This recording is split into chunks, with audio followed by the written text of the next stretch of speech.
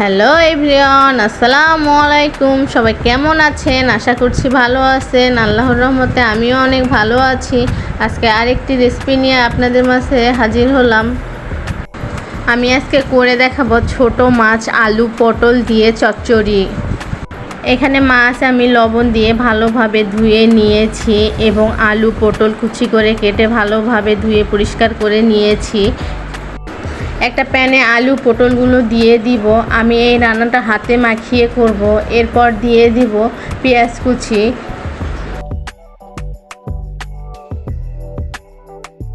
এরপর দিয়ে দিব কাঁচা মরিচ ফালি করে কয়েকটা।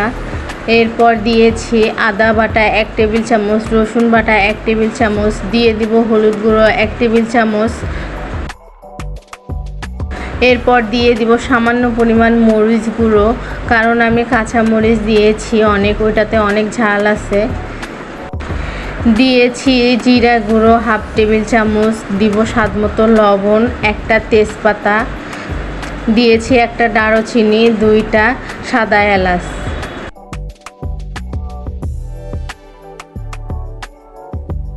এরপর সব কিছু হাতে ভালোভাবে মাখিয়ে নেব।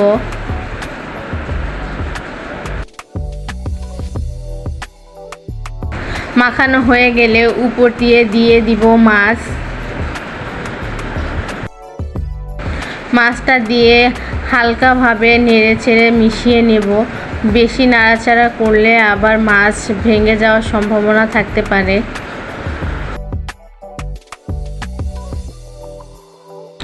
এরপর পরিমাণ মতো পানি দিব। বেশি পানি দেওয়া যাবে না, বেশি পানি দিলে মাছটা একদম নরম হয়ে যাবে, যেহেতু ছোট মাছ। এরপর চুলার মধ্যে বসিয়ে দিব।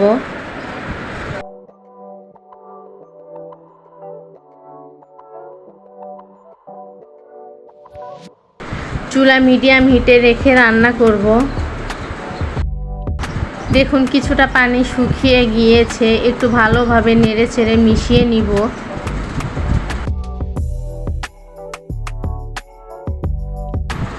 আবারও একটু ভালোভাবে নেড়েচেড়ে দিব।